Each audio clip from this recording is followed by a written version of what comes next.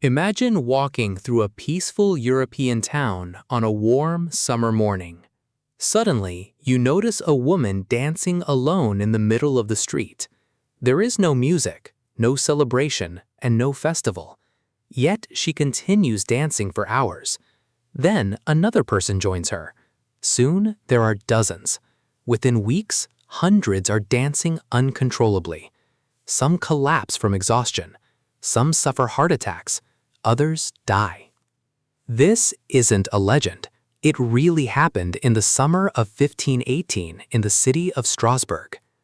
In 1518, Strasbourg was part of the Holy Roman Empire in what is now France. Life was difficult.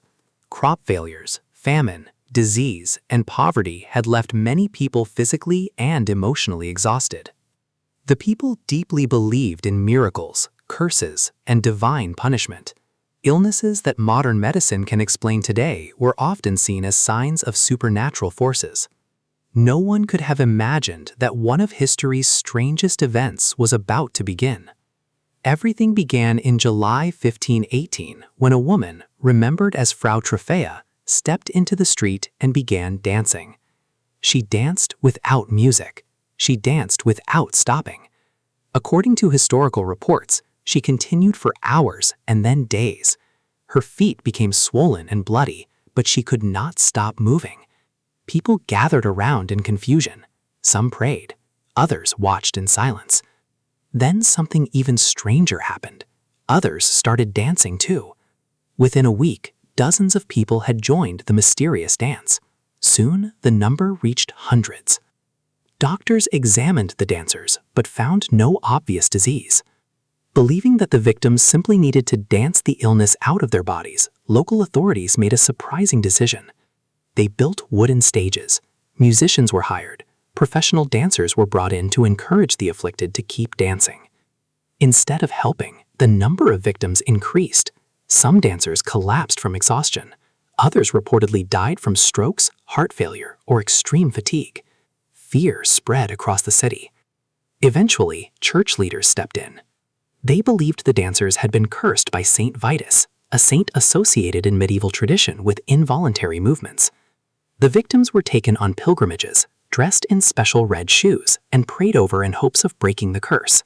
Gradually, the dancing stopped, but no one truly understood why it had begun. Even today, historians continue to debate the cause. Several explanations have been proposed. One theory suggests that contaminated rye infected with a fungus called ergot caused hallucinations and muscle spasms.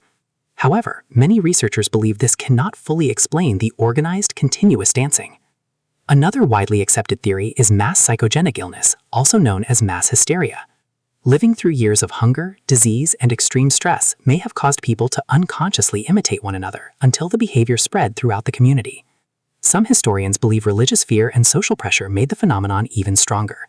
Although no single explanation satisfies every question, mass psychogenic illness remains the leading theory among many modern scholars.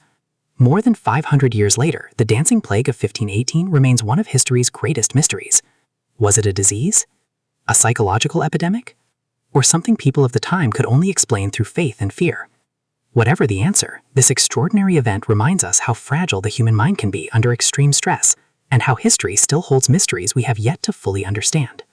If you enjoyed this documentary, don't forget to like, subscribe, and share.